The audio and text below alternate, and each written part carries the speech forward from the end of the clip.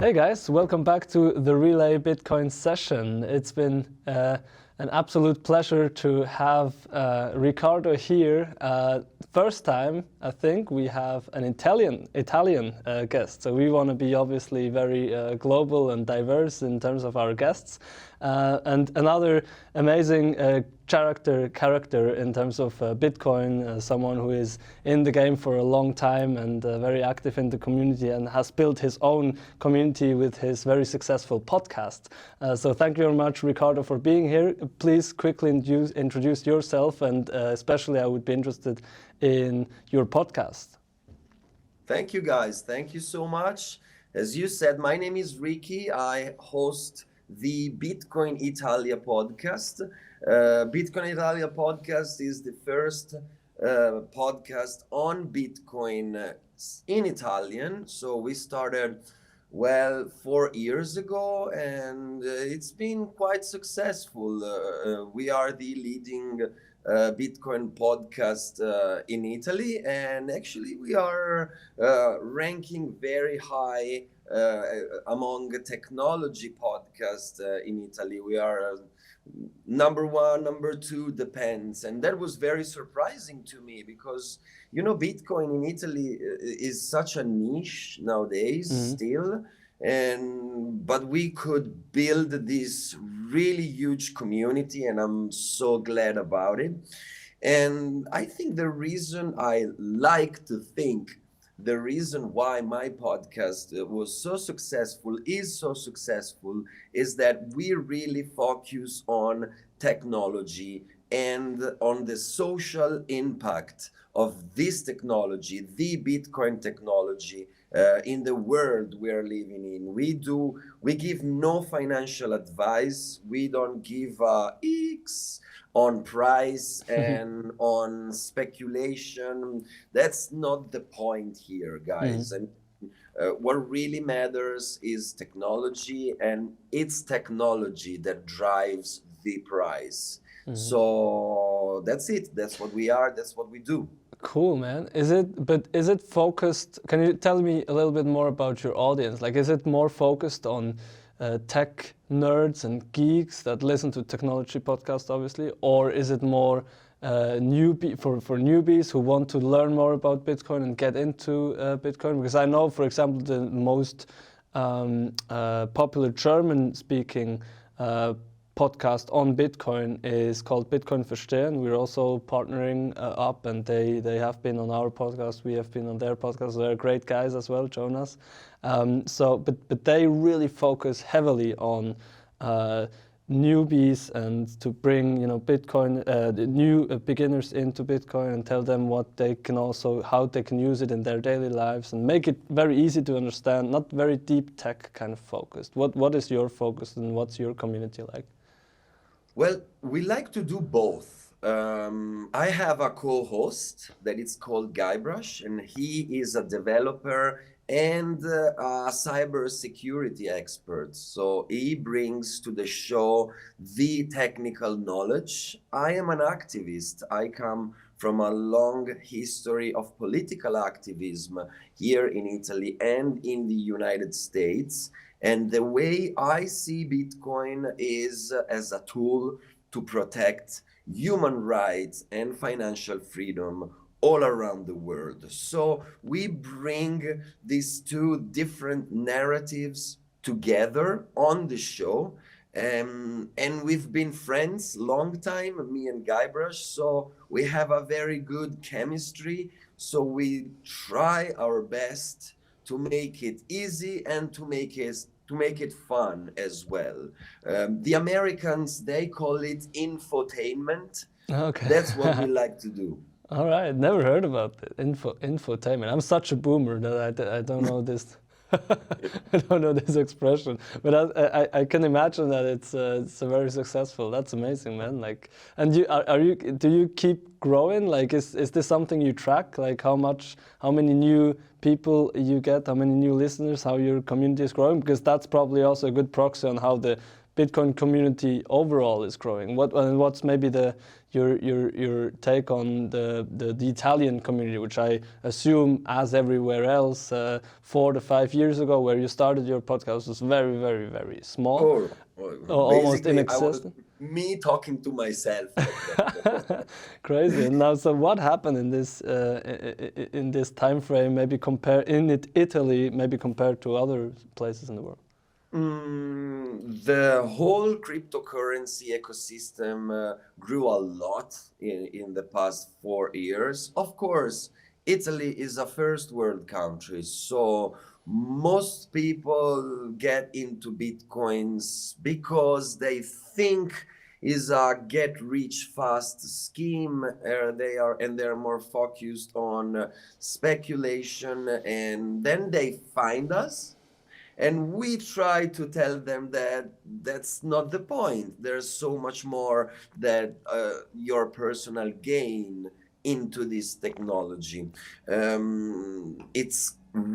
Of course, I keep track of how my podcast does year over year, and to be honest with you, the past few years they have been astonishing. Especially 2021 was huge for us. We grow 4 times in order of listeners and community. So I don't know how much longer this growing momentum is gonna last, but so far so good, and I'm pretty sure. I mean, guys, this is nothing. We just started working on this technology. Bitcoin is so new, it's such a baby, so the best is ahead. Mm-hmm. And do you also observe with your podcast the same that we observe with the Bitcoin community overall, is that new people are coming and usually they stay? I almost know no one who really understood Bitcoin and started to like Bitcoin and use Bitcoin that then stopped. And I probably don't have not even one example. Do you feel the same? Is it people start listening to your podcast and say keep listening, or do you also have kind of a churn rate, as we call it? It's hard to say because podcasting is a weird thing. We have data and statistics, but they don't go so deep. So, I mean, this is the rabbit hole. We know that. Once that you enter the rabbit hole, you're done, right? Orange pilling, we call it orange pilling for a reason. So this is something so new that has so many implications in our day life and in shaping the world we live in, that I don't know. I have been studying extensively Bitcoin for the past 7 years. And still, I have so much to learn. Sometimes I find out new details about this technology, and after so many years, my mind is still blown away. So this is so cool, and it's so huge, so much bigger than us. And who get it? Who gets how big, how crucial this thing is? It's gonna stay forever because we are trying to shape a different world here. This is historical, so how can you turn your back from something so big? It is astonishing, and we are very early, but it's also astonishing how much it already grew. And I'm not talking about the technology itself or whatever. I'm talking about how it spreads. It's really like a virus that is spreading, right? I mean, 2016, 5 years ago, it was not adopted by anyone at all, basically. And now, fast forward 5 years, which is not that much. It's a couple of years, big countries have adopted it as legal tender, like El Salvador, where we obviously will speak more about later on, and big cities like Miami, or in Brazil, Sao Paulo, and now recently also in Switzerland, Lugano called out that, which is an Italian city, you're probably pretty close and familiar, called it out as a legal tender and accepts Bitcoin like very officially. I mean, this is huge. How do you think about that? Do you think these are kind of simple exceptions, or are they the start of a really spark around the globe where in a couple of years all the big countries, nations, states, also cities have adopted Bitcoin, and this will be just the new normal? Of course, this is a trend. Of course, this is a trend, because in my work, I call Bitcoin inevitable. I mean, 100% sure. It's not a matter of if, it's just a matter of when. Bitcoin is ready for the future. Bitcoin is gonna be the ground layer of a worldwide new economic system. So, and this is happening, and it's gonna happen fast. So I was at the Lugano event yesterday. So I was there while they were launching this project, and it's great. To be honest with you, I was kind of stoked, because to me, what Lugano did yesterday is huge in terms of they are putting a lot of money in the city to attract new companies, new people. People is gonna be able to learn professionally Bitcoin and blockchain in Lugano. And this is huge, because the city is gonna be very attractive for who wants to invest in business and in cryptocurrencies. To be honest with you, they called Bitcoin legal tender in Lugano. This is more like a marketing buzzword, because it's not. I mean, we have to be careful when we use words. Bitcoin is legal tender in El Salvador. They made a law. They approved a law, and this law says Bitcoin is legal tender in the country. There is no law that says such a thing in Swiss. There is no law that says such a thing in Lugano. Probably they are gonna be they offer payment in Bitcoin and Tether and Luga, that it's a local stable coin. People is gonna be able to pay for the city services in Bitcoin. That's huge. That doesn't make Bitcoin legal tender, though. It takes more, right? Hopefully Swiss is gonna make it legal tender soon. That would be huge. That would be huge, but I think that's probably going to take another couple of years. I know this country very well. And so we have 26 different cantons with regional governments. Lugano is one of them, and they can kind of decide some things. But in order to, on a federal level, on a whole kind of nation level, in order for something to happen like this is a very long and bureaucratic process. And that's why it's great. And in other kind of more fast-moving, progressing, innovative countries that can have faster decision processes, like for example El Salvador, it's great that they are making the first leap, and they are also the ones who will profit most. But as you said before, it's a trend, and at one point also Switzerland and the US and like other bigger and slower moving countries, they will adopt. So please let me know a little bit about what your experiences were in El Salvador, or obviously if you have any other comment, please. One quick note on this. El Salvador is gonna profit because Bitcoin is really legal tender in El Salvador. So they are buying Bitcoins for their treasury. They can do that because there is a legal framework there, right? Yesterday, for example, we asked the mayor of Lugano if they are allowed to keep Bitcoin in their treasury. They keep the Bitcoin they're gonna get from the population. Will they be able to keep it in the city treasury? No, they cannot, because that's illegal. So they're gonna need to exchange them directly into francs and hold francs. That's the difference between a full-on legal tender and the first approach that Lugano did, and that is great.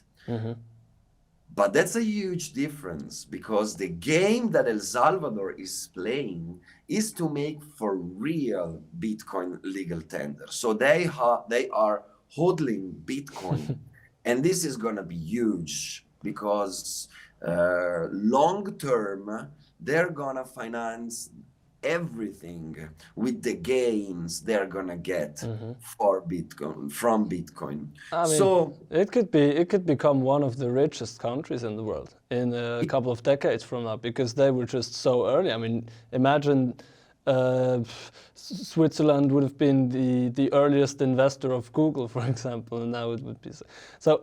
Please tell me, you've been there, you've been in El Salvador. I mean, obviously these news have been all over the world. El Salvador has made Bitcoin legal tender, and the President Bukele basically always tries to buy the dip and already bought hundreds of Bitcoins. And as you said before, they have the legal framework now in place so that they can also really hold the Bitcoin, and they do, because they believe it's going to just grow massively in purchasing power.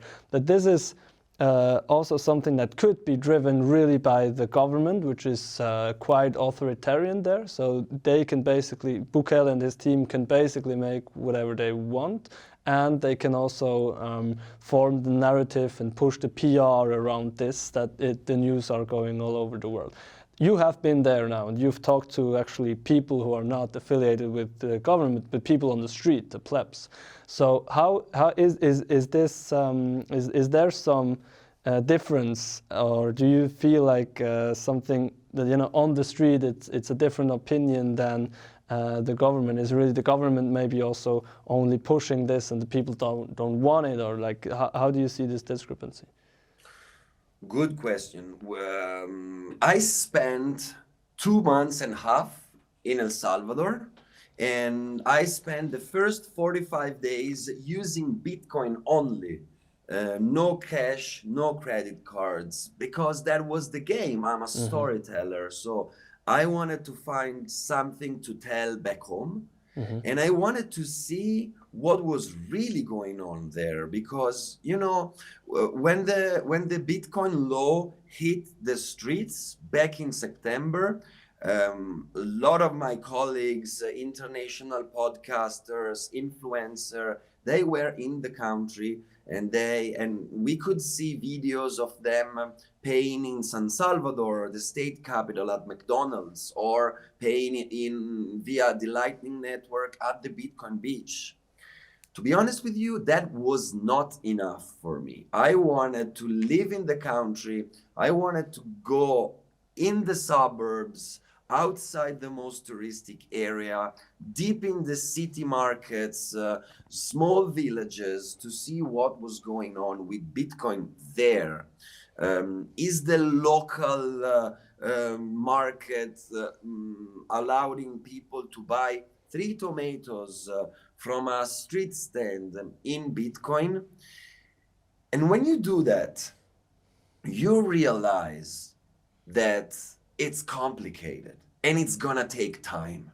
We as Bitcoiners, we would love to see these things work instantly, but it takes time. People needs to get used to it. So Salvadorian people, they have the framework, the network.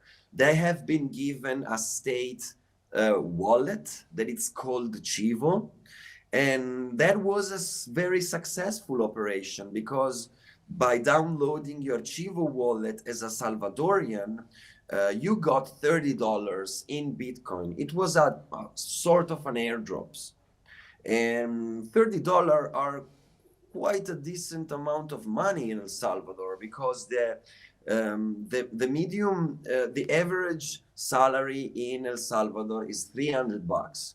So $30, $300, not bad.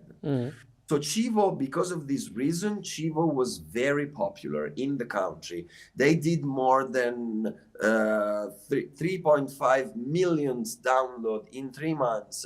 And we're talking about a 6 million, 7 million people country. So half of the country has the application, more than half of the country. If they have the application, they can accept Bitcoin. So that's how we could live, because the Chivo wallet was so widespread.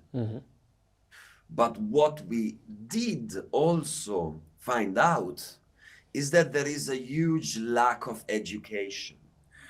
People is not aware at the moment of what Bitcoin is, how they should use it, how it really could benefit their life. They have different needs. And when you see that, you realize that Bukele and the Salvadorian government, they are playing this game in 2 different fields. The first game is to make El Salvador a hub for investors all around the world. That's why, for example, every time Bukele talks about Bitcoin, he does that in English. It was hard for me. I did my researches. It's hard to find Bukele talking about Bitcoin in Spanish. The events adopting Bitcoin, right? We've seen it all, fireworks and the announcement of the Bitcoin city, the announcement of the Bitcoin bond. All that narrative is not for the people. It's for us. It's to tell the world, come here, invest money in this country. Do you have a blockchain company? Bring your company in El Salvador. We're going to give you everything you need in order for your business to be successful, right? This is the first game. And I think they are successful, and they're going to be even more successful if they play it right. And then there is Bitcoin in the street as a legal tender. El Salvador is a very poor country and is a cash-based society. They use dollars. There are no credit cards. Credit cards in El Salvador are so expensive. Visa, MasterCard, they are charging 13, 15% fees. It's huge, right? In the first world, usually we pay 2%, 3%. So that's the difference. So nobody accepts credit cards. Bitcoin could be beneficial for them. It's gonna be beneficial for them. But who is using it in the street? Very little of the population at the moment. Why is that? Because they don't trust it sometimes, because they don't know it, because there is a huge lack of education. So I worked extensively on this point. I have a blog, by the way, on my website that it's bip.show, and the blog is in English as well. So if your audience wants to read my work and see read all the criticism I did on the situation at the moment, they can read my blog. It's gonna take time though. This is so new, so we cannot expect such a huge revolution to happen in such a different country, in a third world country, from day to night. It's gonna take them years to understand how Bitcoin works, and it's gonna take them years to learn how they can improve daily their life via Bitcoin. Absolutely. It's going to take time because most of them, they received these $30 in Bitcoin and they saw the value fluctuating, and only we all know the guys who are into Bitcoin for several years, we all know there are ups, there are downs, but on the long time frame, it is gaining purchasing power because it is scarce and it is not censorable and all that kind of stuff. So they will more, the time is basically working for Bitcoin, because they will more and more understand when they will see the value keeping on doing its thing. You know, they will understand more and more. They will. It's of course they don't understand it from the first day, right? But do you feel that there's also a lot being done for education, maybe from the government or from, you know, even schools or private education companies or whatever? Are there workshops and events and meetups, and is there a lot of activity and interest about it, or is it just, oh, okay, you know, we have this Bitcoin now, but it's still a niche and most people don't care? At the moment, state-wise, there's nothing, zero, literally.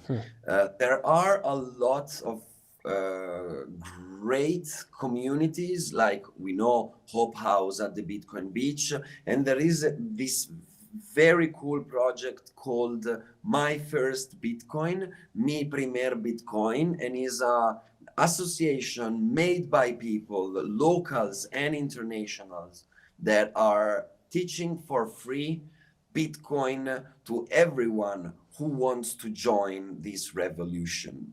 And while I was there, we visited a school in San Salvador called the Ignacio Pacheco, and they are starting now the first Bitcoin diploma, is called, of the whole El Salvador. And this wants to be a test. They are shaping this course on Bitcoin, and the goal is to make this very same course available in all local schools all around the country. So this is very important. Of course, we have to consider that, I mean, it's hard for them. The school we visited, we are talking about 800 students, low budget, no teacher, no classes. So we have to keep in mind that this is a developing country. So the challenges they face daily, they are huge. Once again, I did a vlog from the school. So if you log to the Bitcoin Italia podcast YouTube channel, you can see with your own eyes what we're talking about. It's with English subtitles. And let me say this, by the way, the Mi Primer Bitcoin is raising funds to make this revolutionary thing happen. So if you log to their website, my first Bitcoin, Mi Primer Bitcoin, you can donate a little sats in order to make this thing happen. And I think this is very important. Absolutely. Thanks for the call. Absolutely. People should do that. And most of the people in our community, they maybe have a couple of sats to spare on that. And it's a very good cause. It's really helping to make this whole project work, right? And it's an investment, because you give your sats today to them, but if Bitcoin is going to be successful thanks to them in El Salvador, the sats you keep, they're going to be more valuable. So it's not really spending sat, it's investing sats. Right. That's exactly why also this adoption of Bitcoin has been so viral, because it's like a self-fulfilling prophecy. People who are into Bitcoin are spending money or investing money in order to Bitcoin, so that Bitcoin will flourish more, that more people learn about Bitcoin, that governments and companies start accepting Bitcoin, that startups can build services around Bitcoin. It's like Giacomo Zucco, you probably know him, who is an investor in us. He invested in us very early when no other investors basically believed in us, because he obviously is a Bitcoiner and wants Bitcoin to succeed. And he thought, okay, if I invest in this startup that makes the access and investment into Bitcoin very easy for everybody, well, then there will be more Bitcoin flowing in, more fiat money flowing into Bitcoin, and therefore the Bitcoin will thrive. And it's exactly what it did. It was successful in the end already, because there are several millions of euros every month flowing through our app from fiat money to Bitcoin, and we brought thousands of people who were not into Bitcoin now. So that's exactly what it's looked like, and I really like that Bitcoiners are that way, that they do have some Bitcoin and then they have an interest to help develop Bitcoin further with some of their money, but also some of their efforts, and whatever anyone can bring, and everyone can bring something into the network and the ecosystem. Absolutely, 100%. And we have to keep in mind that every time we buy sats, we are changing the world for real. I call buying Bitcoin something that is humanitarian, right? This is the main difference from Bitcoin and the other cryptocurrencies. Cryptocurrencies are private tokens, and I'm super fine with that. Bitcoin is the protocol. In my work, I like to call Bitcoin digital tap water. Bitcoin is a need for human beings all around the world, right? Like water, we need to drink. We need Bitcoin to survive, to be free, right? The fact that Bitcoin is digital tap water doesn't mean that there is no space, no ground for digital Coke or digital beers, right?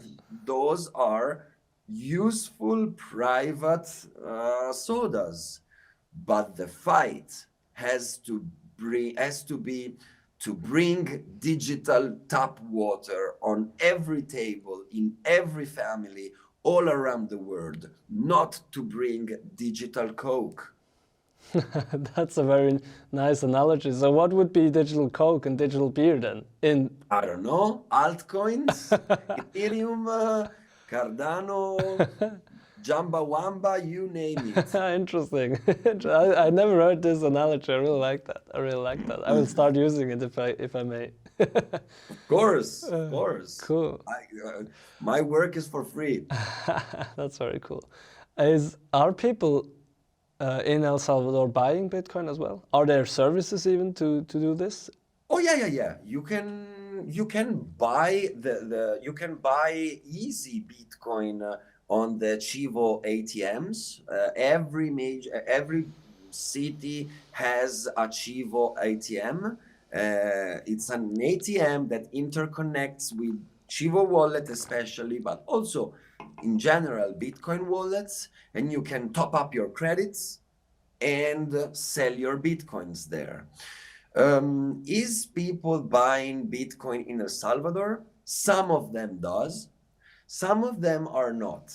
Once again, we have to consider that the vast majority of Salvadorian are very poor and uneducated people. But then there is the elite, and the elite knows better what Bitcoin is, what's going on, and they can buy it and store it and make it store of value. So that's why it's so important to educate middle and low classes as well.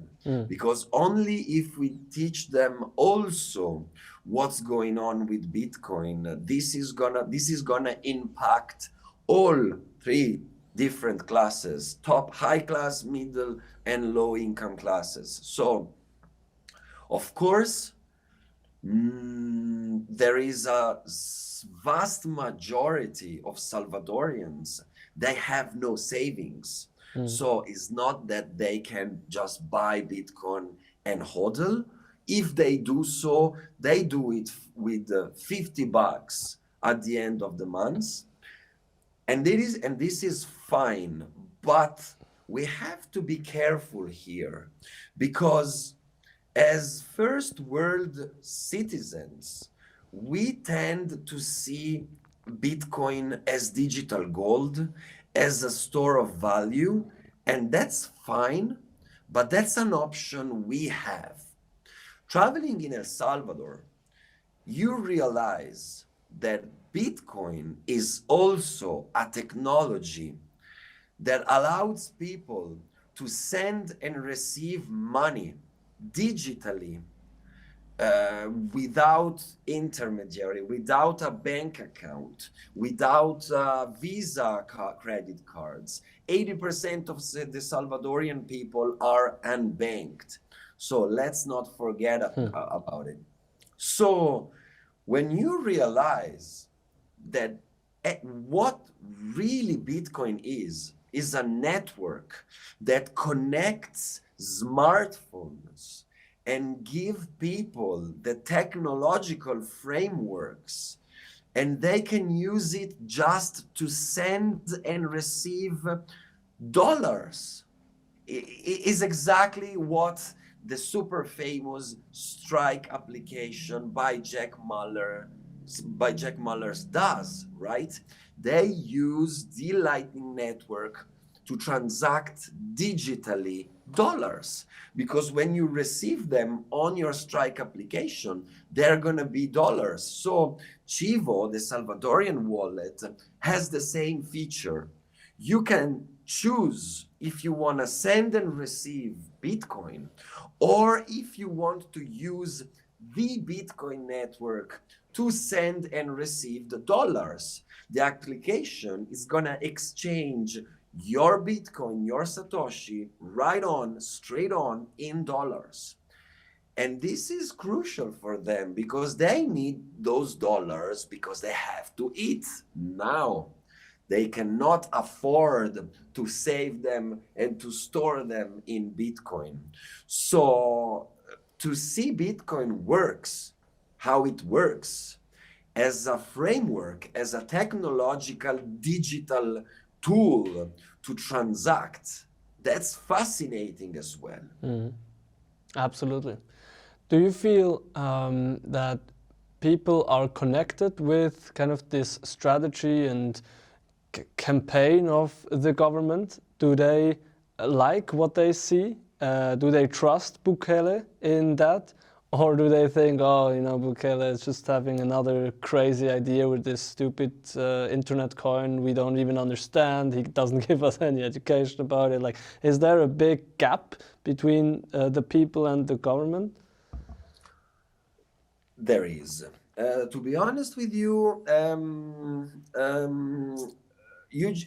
you called before Bukele on El Salvador an authoritarian country. That's not 100% correct.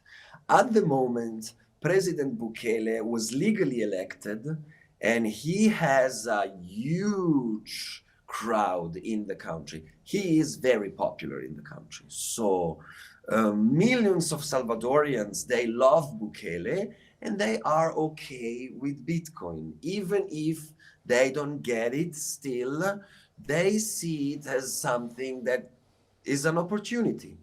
And there is hope.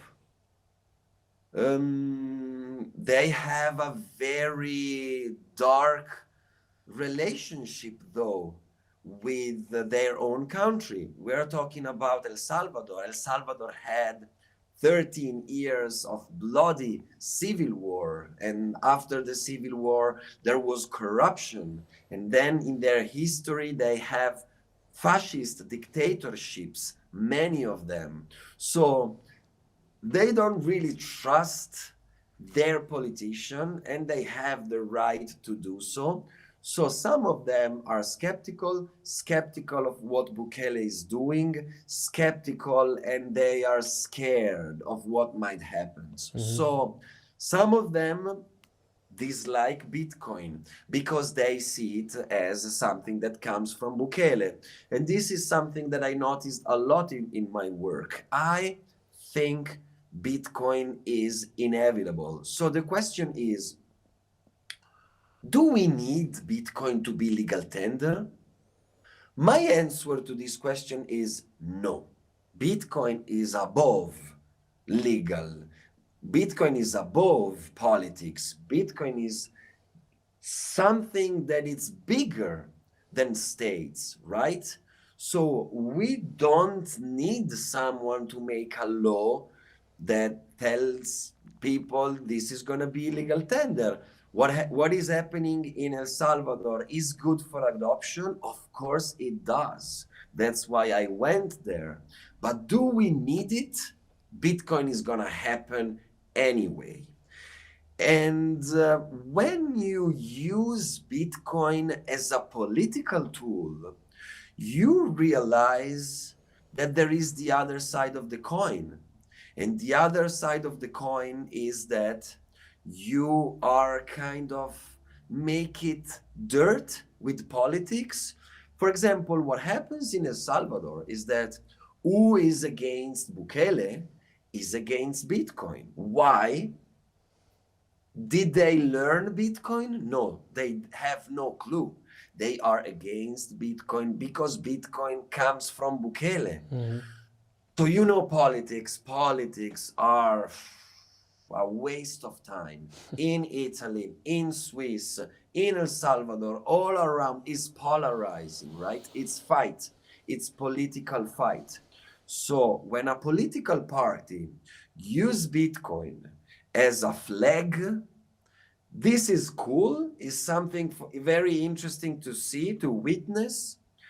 But on the other hand, is something that is gonna bring Bitcoin in the political debate. And that's gonna be bad. Mm-hmm.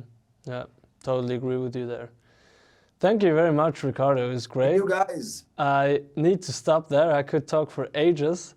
Let's do this again. We could do this again on the other side. For example, we have two Italian-speaking people. One is our CFO and one is our legal expert. So we could have one of them joining you. My Italian is so bad. It's basically only pizza and lasagna and pasta. But yeah, absolutely. Let's do this again on one or the other side. And I have one last question for you that I like to ask all of my guests. If you may, you don't have to answer, obviously. But the question is, how much of your kind of net worth, of your wealth, is in Bitcoin? If you have to put a percentage. Oh, huge amount. Yeah. I keep in my bank account only what I need for my daily expenses. My saving account, it's my hardware wallet. I feel you, and I'm almost the same. And most of the people we have here in the podcast are actually the same. Not only the Bitcoiners, also some people actually that are, in the traditional finance or whatever that we have found that said actually surprisingly that almost all of their net worth is in Bitcoin, because what you have on your savings account today is eating up. I mean, in Italy, you guys have the euro, which is even way worse in terms of inflation than Swiss franc. I think right now we are at, 5.2-ish% of inflation, plus 0 or negative interest rate. I mean, in the end, you have the choice between losing 5-6% every year on your bank account, or you put it into a digital asset that just is fixed and has a growing demand and is gaining purchasing power over time. It's a pretty easy choice, right? And there's more, my friend, because of course it's a tool to protect from inflation, but there's also the fact that I don't trust banks to hold my money. I mean, we are talking, you are in Swiss. Last year, Credit Suisse froze Huawei, the Chinese dissident, bank account just because they were pressured by the Chinese government. So I love to prevent such a thing to happen to me and to my savings. So I trust way much more the Bitcoin protocol than any other private financial institution or banking institution. And that's what almost all millennials say. I mean, both of us are millennials. Millennials is the young generation that is kind of taking over the world in the next 10 to 20 years, and will kind of control and invest the majority of the money, right? And they think like that. They do not trust financial institutions anymore. Thank you. My friend, you just called me millennial. I'm 42. Holy shit, you look younger, man. Because Okay. that's the other side. Bitcoin keeps you young. That's so cool. Thank you very much, Ricky, for Thank doing you. this. Have a great rest of your day and a happy weekend, and talk soon.